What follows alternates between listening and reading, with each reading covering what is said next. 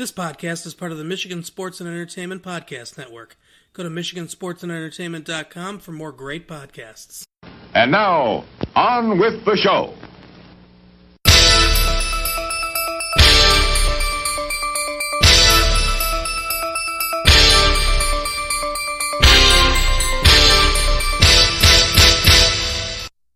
Hello, everyone. Welcome to...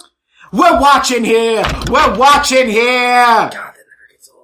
This is I hope it doesn't for the listeners. This is Opinionated Movie Talk with Chris and Perry. Hi, everybody. My name is Chris Williams. With me is the Murtaugh to my Riggs, Perry Seibert.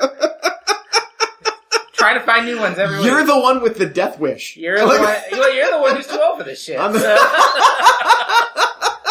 Fair. So, thank you for listening, everyone. Today we're going to be talking about the Cameron Crowe movie, Say Anything, which hits its 30th anniversary this year. Actually, this month. It was released in April 1989. But before we do that, have you been watching anything good? You know, I have not been really into anything I feel like sharing, other than to say that this will give a hint of when this was recorded, Chris. Earlier this week, I was taken aback by a Twitter video announcing a new Bill and Ted movie. Excellent! No, wait, that was Wayne's World, which I much prefer to Bill and Ted. Yeah, they're gonna do this. And I am only okay with this because I truly think Alex Winter's talented and insane. And if he has a certain amount of creative control over this, I'm kind of okay with it and where it might go. But, this is so unnecessary. The thing is, and I put this on Facebook, I'm happy to watch a third Bill and Ted. My life was perfectly fine with the series being closed as it was. I have no lingering questions about Bill and Ted. They closed that off pretty good. 30 years later. I thought it was very nice that Keanu Reeves announced it with his grandma, but... I just don't know what to say about this. They've wanted to do this this has been a stop and start for about 10 years. Ed Solomon really has been pushing hard to write this. And it's like a passion project for him. Alex Winter has a nice little career going, as a writer, producer. Yes. He doesn't need to do this. We know Keanu doesn't need to. Keanu doesn't need to do this. Which is, why I kind of hope it's being, what I am frightened of is Anchorman 2. Yes. Which was awful. It's so bad I hate it more than I hate the first one, and I hate the first one. Oh, I love Anchorman. I don't. Oh, God. I don't. I really dislike Anchorman. But it's better than Anchorman 2. See, I feel like the one that I'm really dreading this turning into is Dumb and Dumber 2. Which is kind of the similar, hey, we're coming back after so many years. Yeah. It's like, why? That didn't work. Like, we built so much fondness in you while you were away. Don't make us take that away. Here's another thing I don't want. Now that they've perfected we're going to make everybody look younger on screen technology, I don't want this to play a part of this. They better both be 50, or else I am not interested. From what I've heard, and I kind of like this, and again, I will see this if it looks good, because I feel like they've been pushing, no one's been asking for this, they seem to want to do it, which is fine. Right, yes. And I'm good with that, and I like Bill and Ted. It's a good-natured, fun little movie. It's not my favorite by any stretch of the imagination. The sequel's better. The sequel is better. Bogus Journey is one of the, along the lines of Gremlins 2, the sequel that just kind of goes crazier, and I love it for it. But, I've heard that the story is basically Bill and Ted continued to slack off and realized they never wrote the great song that was going to change the world. So now, in middle age, they have to scramble and do it. Maybe that's funny. I'd love to see funny Keanu Reeves again. Yes. I do. Agreed. I'm a John Wick fan, but, to see him kind of play that stoner again would be okay, but I'm not clearing my top 10 list for next year or anything on that. But yeah, that's definitely a sequel I did not see coming. No. But good for them. They need to eat. So, how about you, Chris? What have you been watching? I saw this a few weeks ago, but it's still going to be relevant because I know it's going to come on CNN in the next few months. I saw the documentary Apollo 11. Oh, uh-huh. The prequel to Apollo 13. Of course. No, this is, This is another documentary about the moon landing. I didn't know if we needed one. We've covered that pretty well with several great documentaries. If you believe that. But I would That's say... a joke, people. I am not a moon landing denier. Oh, great. Twitter's going to love this episode. No, this is a documentary made up of special footage from NASA. Like, they had cameras rolling the whole... I just realized that exactly. Yeah. The footage Kubrick actually shot? Yeah. Anyway, this is not a talking head documentary or anything. This is cameras in mission control on the rocket the whole time. And it basically is structured so it starts, 6 hours before launch, takes you through it, takes you down to splashdown. And it is incredibly immersive. I saw this on IMAX and it was fantastic. The footage they had was so clear. And I realized it. You're realizing now you drank the Kool-Aid, didn't you, Chris? Took the Kool-Aid on the moon landing. Good on you. Anyways, if you're a nerd who does believe in the space landing, Oh, no. Remember, we landed there. We just haven't seen it. Oh, that's right. The footage is fake. We got there. Anyways, this is a great movie. I enjoyed this documentary quite a bit. Sorry. But it will probably get a showing on CNN sometime this year. Probably, I would guess this summer when the 50th anniversary comes up. But yeah, it's really, it's a fascinating look. I've heard nothing but good things about It's really good. It's a shame the week after this, Captain Marvel came out and took all the IMAX screens up. And IMAX was such a great way to see this. It was just, because it was all filmed. The documentary was 70 millimeter shot. They were going to put out a theatrical release back in the 60s and never did it. And they cleaned it all up for this and it looks fantastic. So. I was actually, the weekend before we recorded this, I was actually in Los Angeles. Mm-hmm. And Captain Marvel is playing at the Cinerama Dome. Oh. That's... Isn't that owned by Quentin Tarantino? No, he owns the New Beverly. Oh, okay. Totally different. The Cinerama Dome was the old fashioned, it's the giant globe right down on, it's on Sunset. It's a huge screen. Okay. Go if you ever get the chance. No matter what's playing. It's a piece of movie history. Did you go see Captain Marvel? I did, but I did not see it at the Cinerama Dome. Okay. I saw it before we got there. And it's probably not worth talking about. It's the conversation we have every time we talk about Marvel movies. Here's my complaint specific to this one.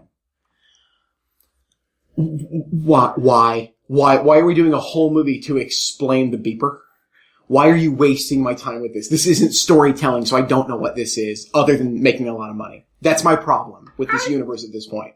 I had fun with this. I thought the stuff between Captain Marvel and her friend back on Earth was the best stuff in the movie. That's where I thought the movie felt different from me. You don't really see that in Marvel movies. I thought the rest of the story was a huge step back for formula. It was back to get the thingy and, and whatever. But you know what movie isn't really formulaic and is actually pretty good and worth talking about? Is Say Anything. Hey, isn't it the 30th anniversary? It is. It is. It's the 30th anniversary of the 1989 movie Say Anything.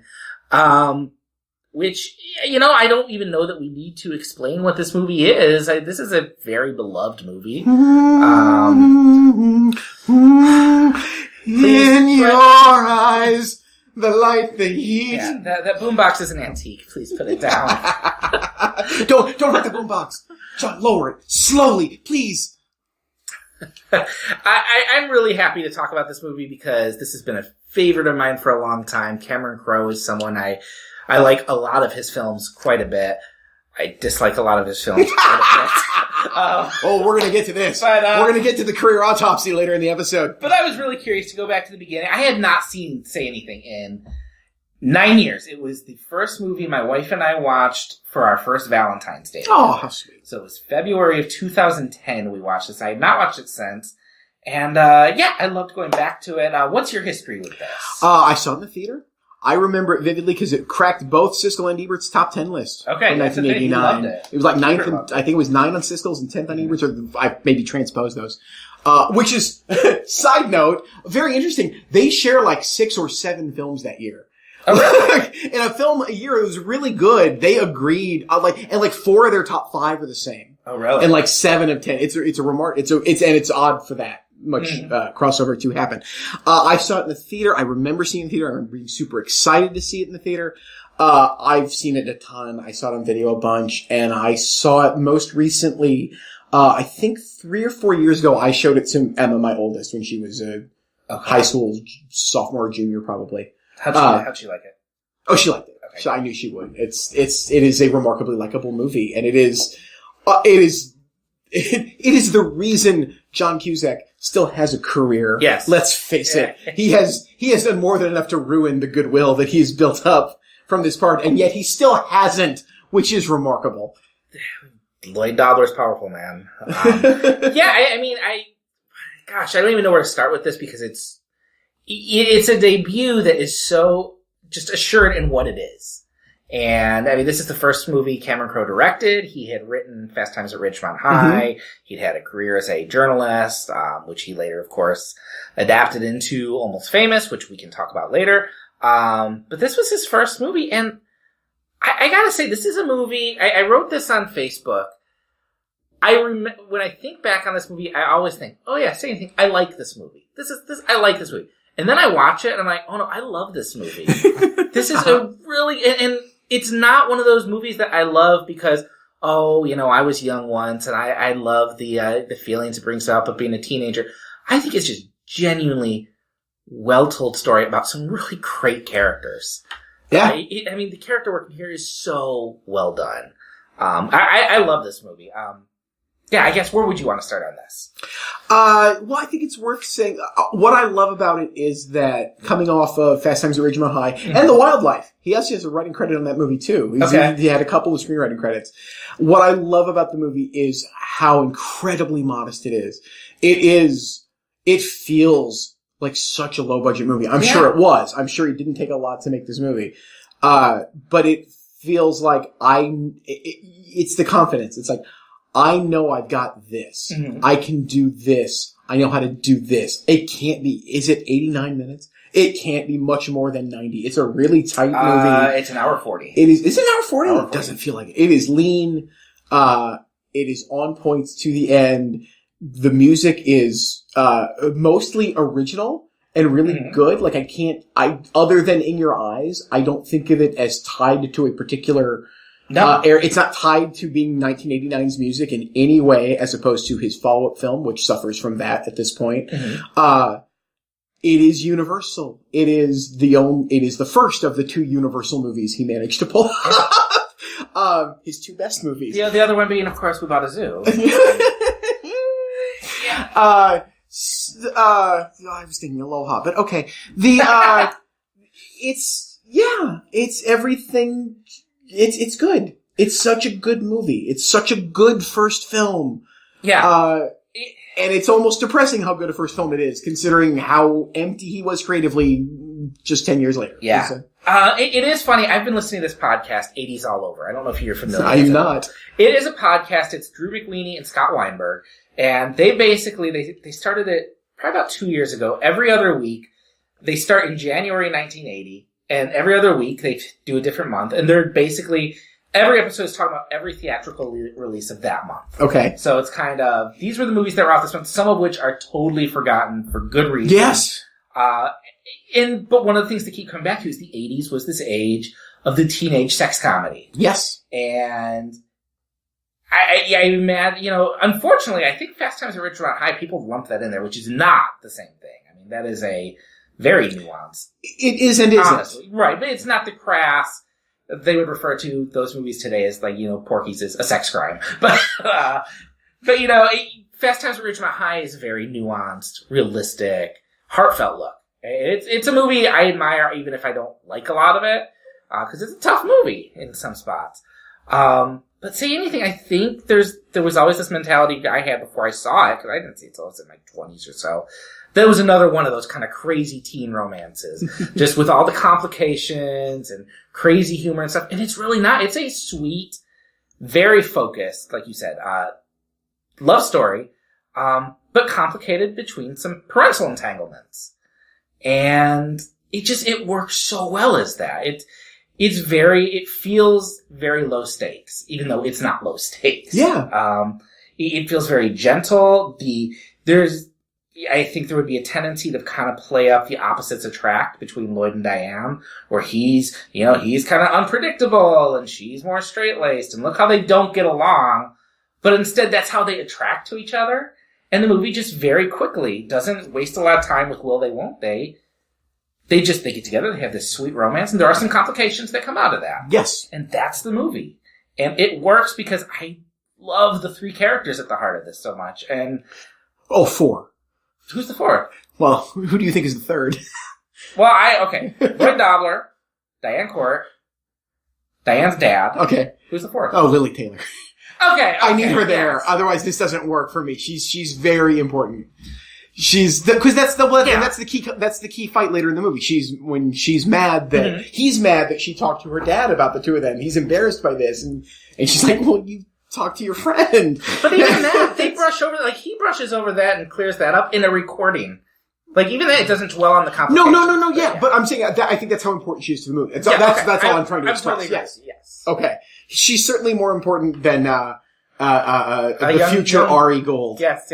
I just caught him this time in that. Yeah. When he had hair. And he actually looks younger today than he did back then. He's just as obnoxious then as he is now. And I think Lily Taylor is really important now that you mention that. Oh, because she's the picture of what we normally get in these teen movies. The quick infatuation, the heartbreak and everything, all the drama. Yes. We don't have that with them. There's drama, but it's... Her and Joe, man.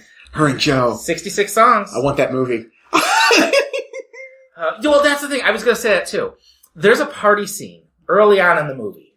And I think it is the best scene in the whole movie because there are 20 different movies happening. All those characters have some life. They are fleshed out.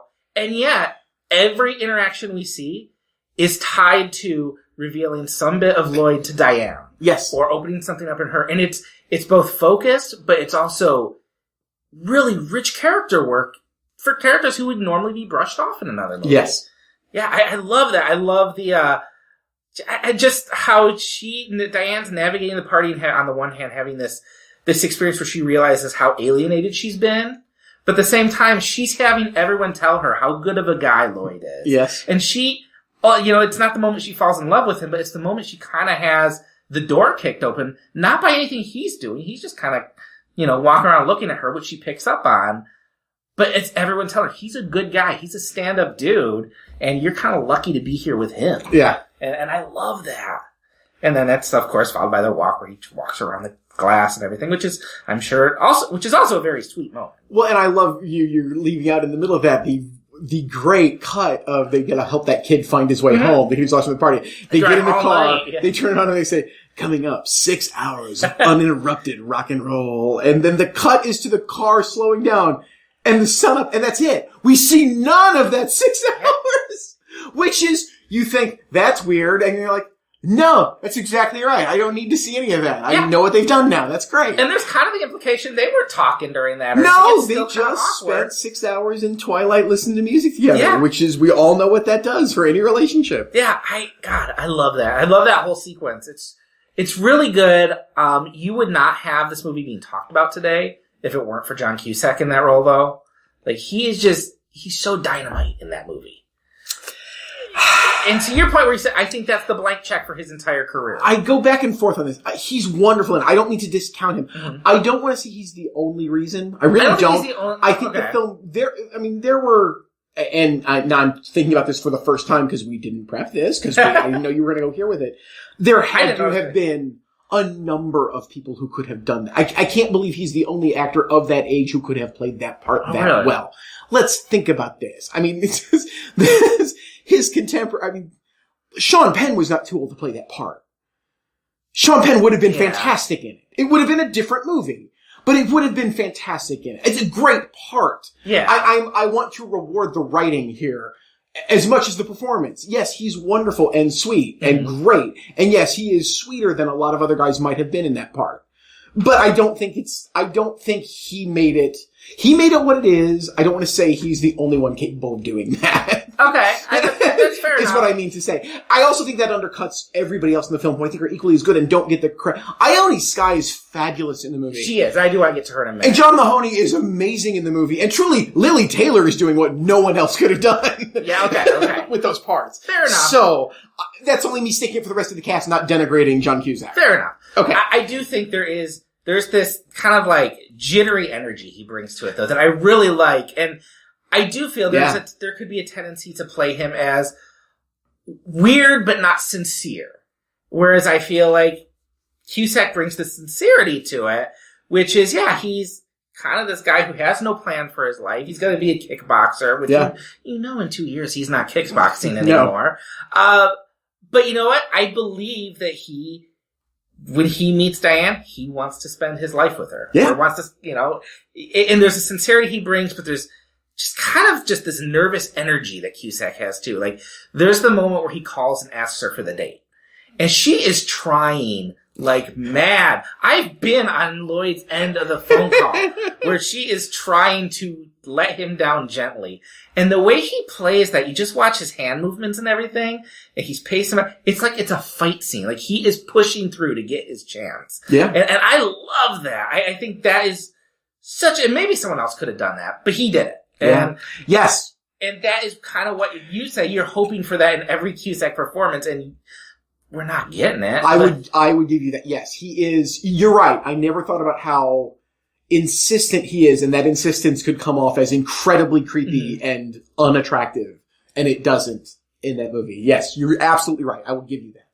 And I step back from my statement earlier. I do like watching it today too. Like, there's a place where maybe someone today would remake this movie and they would give Lloyd the better, he would be the one to be right to just sleep around after they break up and everything. But I love that he has that scene where he goes and talks to all the other guys and they're just convincing him, forget her, women are crazy. You have every right to be angry. Kind of, what you would say today would be the toxic males. And I love that in just one scene, it's just Lloyd, all null and void. Yeah.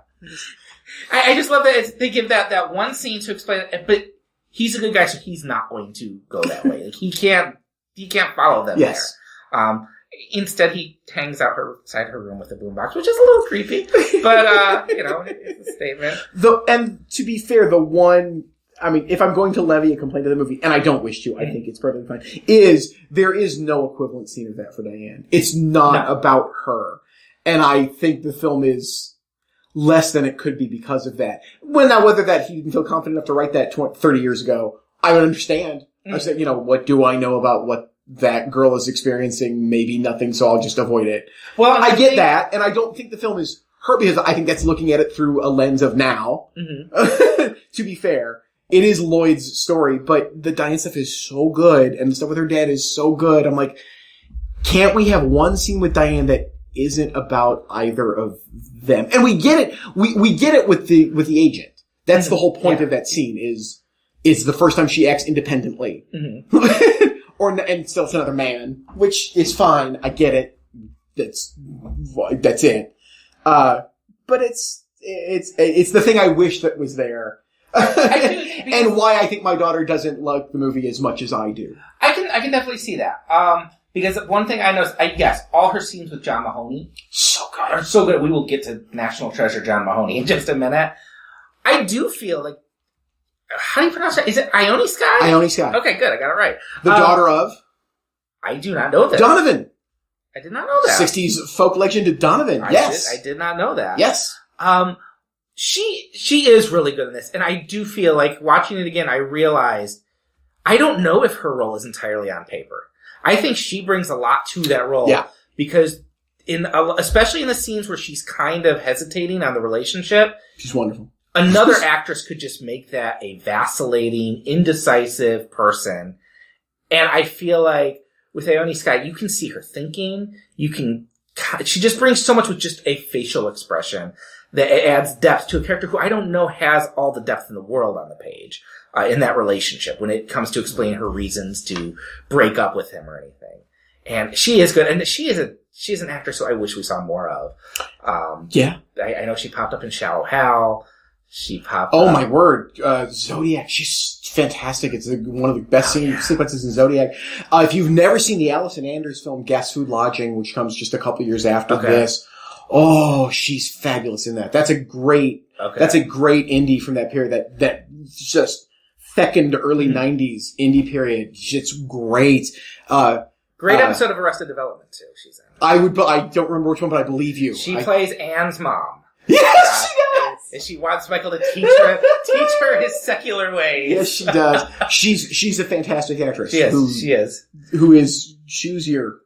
And she's good. She's really good. And she gets to play all her scenes, well, not all her scenes, but a lot of her scenes opposite John Mahoney, who is so fantastic. And I'm to the point where I might take back. I do feel like with John Cusack, I think that's culturally the reason a lot of people still remember this. That is probably what I was trying to say. Is culturally, there's a reason why people remember this movie. They love John Cusack in this. Yes. And I think he's great. I think John Mahoney elevates this movie to something else. I love him in this. I love that he's not a good guy, but you understand what he's doing and why he's doing it. Because he has this love for his daughter and wants to, he has this whole plan that she's going to succeed and be the success, and he'll sell everything, even his morality, for that. Yes. And you both hate him and you understand him, but the reason you really dislike him is not because he cheated people, but because he didn't tell her.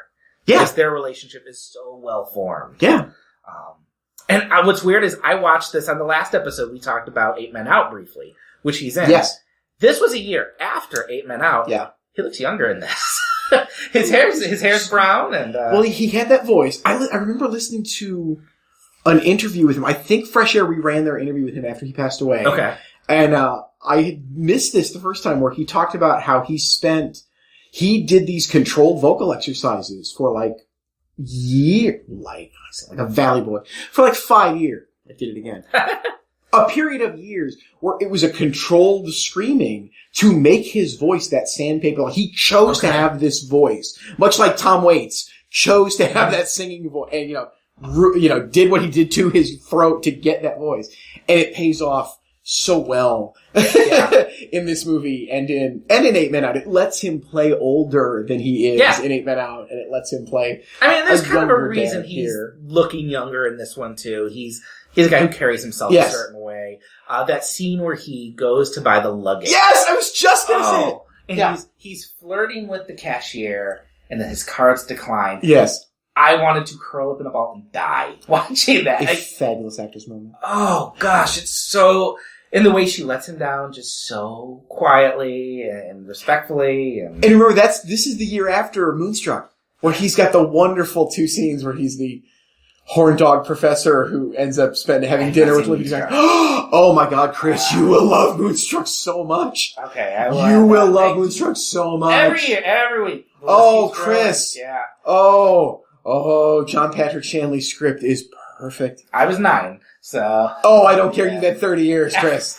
And it's always on either Amazon or Netflix. It seems like it's always there. All right, well, it'll get added. Oh my God, Moonstruck is absolute. Yeah. That is writing perfection. That is. Oh, you'll love it. Oh, I would, to watch you watch Moonstruck for the first time would be a pleasure. But going back to Mahoney, he has what I think is the funniest scene in the movie.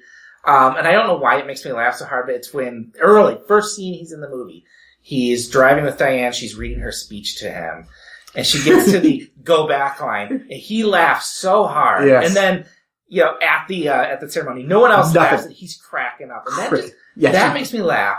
But then he has a scene where after he realizes his card's been declined, he's just sitting in the bathtub, terrified. Yeah. And that's such a heartbreaking It's closing moment. And I love his work. I love their relationship. That relationship has as much heft to it as the Lloyd-Diane relationship. Yeah, which it has to. The point, yeah. Yeah, or else it's not going to work. I'm curious what you think about the ending, though. Because... Oh, I like it. Is there a sense where is there an ending to this movie where she doesn't go with Lloyd and doesn't need her dad, or is it saying she needs a man? But there's an ending where... there's an ending where they get to Europe. It's just... they get on the plane. They don't I'm going with her. No, I'm just trying to put the destination. Yes, they're going to England. I'm the problem that's going with her. I'm the complication. Or I'm the whatever. I forget his line. Distraction. I'm the distraction that's going to England with her. Yeah. Well, I mean, to be fair, I will take what is presented as. Mm-hmm. We are presented with a happily ever after in that it's as soon as the light goes out, everything's mm-hmm. going to be okay, and it ends with the light going out. Mm-hmm. So I think we're given the happy ending. Sure. It's vague enough that if you care to read into it, no, I think there's a very plausible version of this story where they get there and after a few months they realize, well, this really doesn't work because they're not compatible, or because he loses interest, or because she decides I need to be on my own for any number of reasons. But for the moment, I'm fine with it being there. I don't need that. I don't want I have no interest in a sequel. Well, we're going to get to that in a minute. I have no interest in a sequel that isn't going to be done nearly as well as Linklatter's covered this. We don't need we don't need them 30 years later. Well, I'm going to agree with you because I that question came up and I kind of chewed over it, but I came to the same conclusion. Mainly because I don't think it's about Diane needing a man. But if you look at what Lloyd represents and what her dad represents, her dad is planned. We know this succeeds. We know your life has been planned out from this moment. You're going to go here. This is going to work. Don't deviate from the plan. That's why he doesn't like Lloyd. Right. It's not that he doesn't want to start dating a guy. He doesn't want her dating a directionless guy who says, I don't want a normal career. He wants her to succeed, and probably wants her for himself. Not a creepy way, but no, I think that's an interesting debate. I don't know that. I would have liked that sequence. I would have liked a reference to another relationship he'd squashed. Maybe with someone who wasn't like that, who did seem like a really good man. Yeah, that's the kind of thing that would have added, given Diane's character the depth that I'm saying I wish was. It's not that she's two-dimensional at all. She's a fully realized character. I just wish there'd been a hair more for her. It's what you get when you have a movie that is this focused, I think. Yeah, and maybe it was in a screenplay at some point. Who knows? But Lloyd, of course, he's representing the take a chance. Don't plan everything out. And I do love that thematically that last moment is that. It's them on the plane, and you don't know that everything's okay. You don't know that they get to England and they're okay. The whole point is they don't know. That light goes off. Statistically speaking. Yeah. You're safe once the plane goes up. The light goes up. That light goes off. That's the moment where they're supposed to be safe. But we don't even really see them relax after the light goes off. No. Light goes off, movie ends. Which is a really great ending. Yes, and it's a nice Graduate homage. Yes, which is what I always felt it was. It is. Yeah. It's a twist on that. And I enjoy that to the extent that, yes, they have talked about a sequel in recent years. And I really worry about that because Crowe's career is not in a great place right now. Oh. Cusack's career is not in a great place right now. I do not want this. This is not, like you said, this is not the Before series. The whole point of this movie is this time in their life, teenagers learning to kind of take a risk. The only reason I would kind of be interested is that, Crowe and his longtime wife, Nancy Wilson from Heart, they divorced in 2010. And if this is going to be his best films, and it's this, which I don't know how autobiographical it is, so I don't want to hang that on it. But Almost Famous is certainly whatever the filmic term of Romano Clef is. I mean, that is as autobiographically inspired as a film can get. And he's been bereft since then. There's nothing close to a good movie after that. No. And there's truly wretchedness in there too. If that were to focus him, if you were actually right about the end of that relationship, I'd be in. I would like to, I would see that. I am interested if that's what he wants to do. So like pick up with Lloyd and Diane, but it's not about Lloyd and Diane. Or yeah, they're done and can't quite get out of each other's lives. Whatever it is, that's the only way I want to see this. I don't need to see them in happy middle age and go through some sort of trauma with one of their kids and have trouble and then survive or not survive that. I don't care. I don't even know that Crowe has it in it.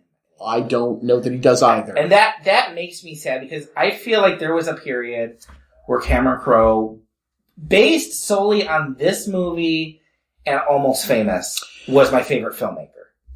Because I still to this day, Almost Famous is one of my 20 favorite movies. I love Almost Famous. You like that more than I do. And I like it a lot, but I I love Almost Famous.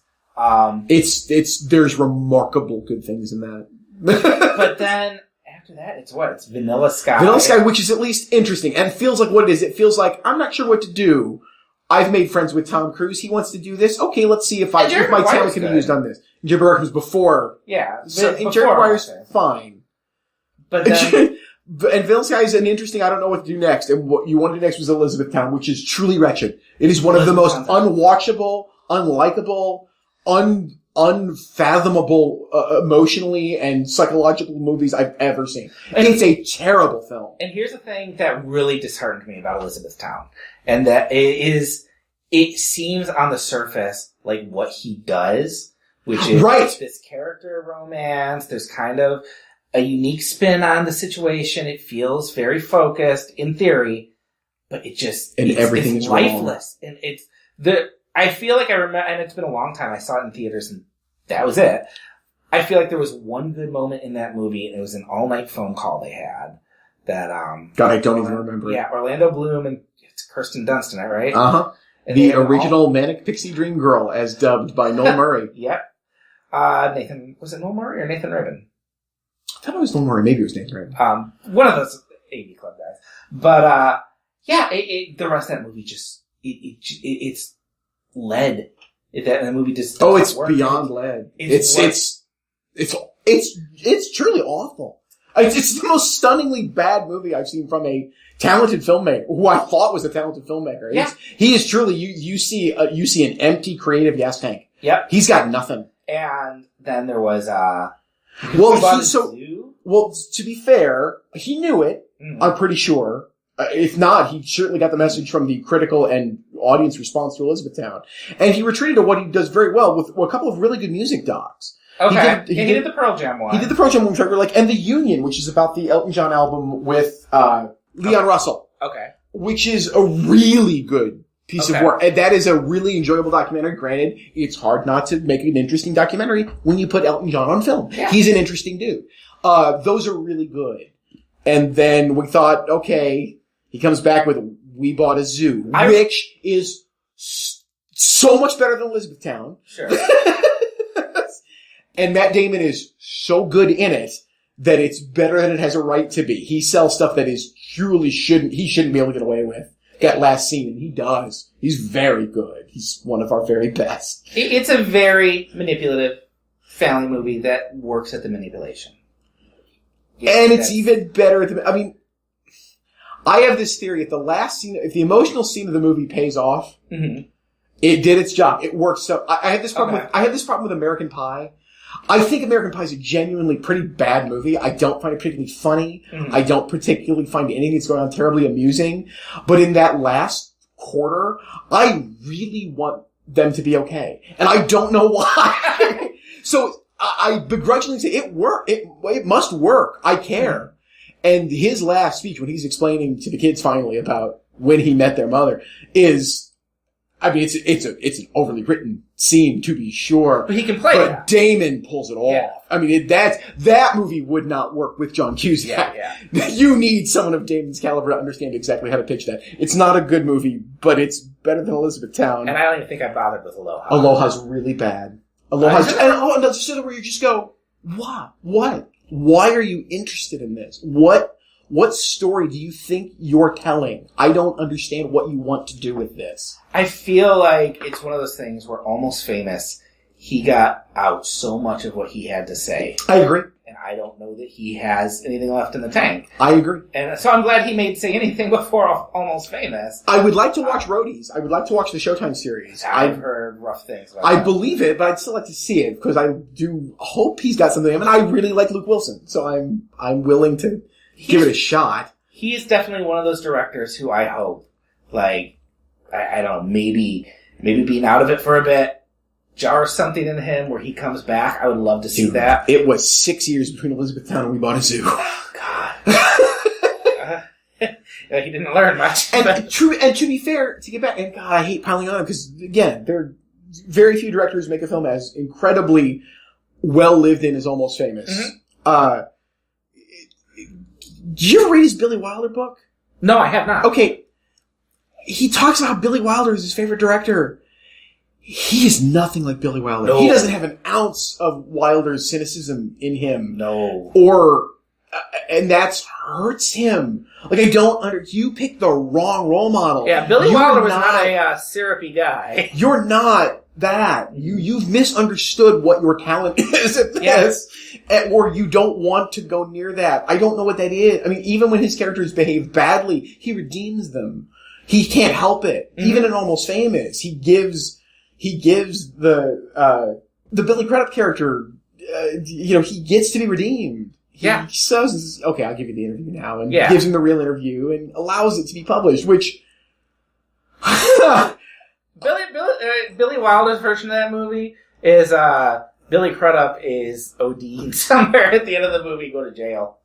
Yeah, or Penny truly does OD and dies, and he goes back home and turns out Mom was right. I don't know what to say. I don't know what to shake him out of. He's one of those few fascinating writer-directors who I don't think film was his medium. I think he's a writer. Very possible. And I don't think that he figured out how to gain anything by telling his stories that way. Unlike, we talked about John Sayles a bunch with the baseball thing. Unlike Sayles, who was an incredibly talented writer before he started making movies and can write screenplays and direct and knows how to use that medium to assist the story he wants to tell. And other than Almost Famous and large chunks of Jerry Maguire and Say Anything, I don't see that in his work at all. Well, to bring it home on a positive note, please, because it is, you can get talking about it. I do the same thing, and I did it here. It's very easy to look at what have you done for me lately, and it gets sad. But I am just so glad Say Anything exists. It's a movie that doesn't feel like a time capsule. Like, I don't feel like it's the stereotypical 80s movie where my kid's never going to pick up on it because it's so much not about the time, but about the people and these characters and very human emotions that my kids are going to deal with, so they're going to recognize something in this movie. Yes. It is a sweet romance that it's not, it's not your typical formulaic, complicated stuff. It feels real. I can remember feeling that way. That's how it felt to fall in love for the first time, was the way Lloyd and Diane feel. And that's great. And relationships with your parents and how those can be so tricky. You can be so easily betrayed by them. Even interaction among peers. Like, I maybe had a blessed experience in high school, but I don't remember ever going to a party that I might not have gone to and being ostracized. I was like, Diane shows up and everybody's really happy to see Diane there. They don't know exactly how to interact with her, but they're really happy she's there, which is right. That's my understanding of the world as well. Yeah, I know a lot of people love the John Hughes movies, and they've never really clicked with me in a lot of ways because they are all about cliques and the caste system, which I know exists in schools, but I never felt that. Like, no one liked me. It was just, but no, I mean, people mixed a little bit more, and you go to that party scene, and there's not the jock here and the nerds are over here. Everyone's kind of mingling and having a good time, and it feels real. And the only other movie where I can remember that is periods of Dazed and Confused do the same thing, where it feels like there's a mingling between there, and it feels honest. Which again, his work on Fast Times at Ridgemont High probably instilled that in him, and he's a guy who grew up very fast, and I feel that all works well. Joan Cusack, we haven't even talked about her. Oh, so good. Such a small role. But the first time you see her and Lloyd interact, and they are apologizing to each other and yelling at each other, and it feels... obviously, it is a sibling relationship in real life, but it feels real. And, God, I love this movie. It's wonderful. It's one of those ones you revisit, and it's just good to see, I was right to love this movie. and I'm happy. So... Happy 30th anniversary, Lloyd. Happy 30th anniversary. I hope throughout the year we're going to do some more 30th anniversaries, because as you pointed out, 89 was a great year. And we did a whole episode on 99, but there are some movies in 89 that I feel like deserve their own episode. I would hope so. And so we'll try and get those in. Yay!